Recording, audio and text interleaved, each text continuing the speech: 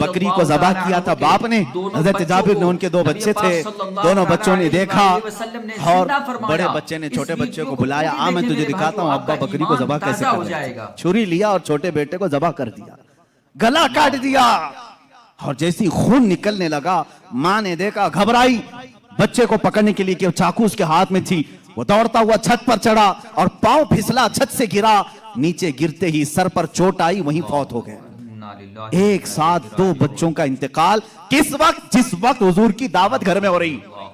हजरत जाबिर को मालूम नहीं था, वो खाना बनाने का हुक्म देकर चले गए थे, यहां दोनों बच्चे फौत हो चुके थे। लेकिन उस वफाशियार खातून के जज्बे को हजारों सलाम। दोनों बच्चों की लाशों को उठाई, घर के एक कोने में लेकर आई और उन पर चादर डाल दिया। कहा आज मैं न रोऊंगी न चीखूंगी, इसलिए कि मेरे घर रसूल खुदा तशरीफ ला रहे हैं। मैं अपने गम को उस दावत पर भारी होने नहीं दूंगी। मेरे अजीज, किसी माँ का कलेजा अगर बर्दाश्त कर सकता है अपने बेटे की मौत का गम, तो मुझे बताओ दुनिया की कोई ऐसी औरत।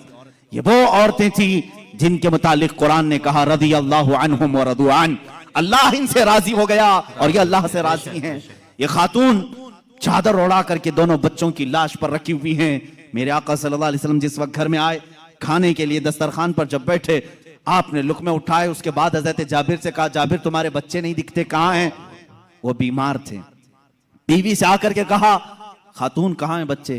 खातून ने कहा वो सो रहे हैं, वो सो रहे हैं, आप जाएं, हुजूर पाक सल्लल्लाहु अलैहि वसल्लम के साथ बैठे हैं। वो आए, कहा हुजूर वो आराम कर रहे हैं, सो रहे हैं। हुजूर पाक सल्लल्लाहु अलैहि वसल्लम ने फरमाया जाओ उनको ढूंढ लाओ। दोबारा आए, खातून से कहा कि बच्चे कहाँ हैं? कहा आपको मालूम था वो बीमार थे। कहाँ वो बीमार थे? कहा वो बहुत अच्छी नींद में सोए हुए हैं, नहीं उठेंगे।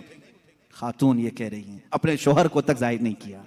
हजरत जाबिर दोबारा, तीसरी बार मेरे आका सल्लल्लाहु अलैहि वसल्लम ने फरमाया जाबिर मुझे अल्लाह का हुक्म है कि मैं तेरे बेटों के साथ खाऊं। सुभान अल्लाह।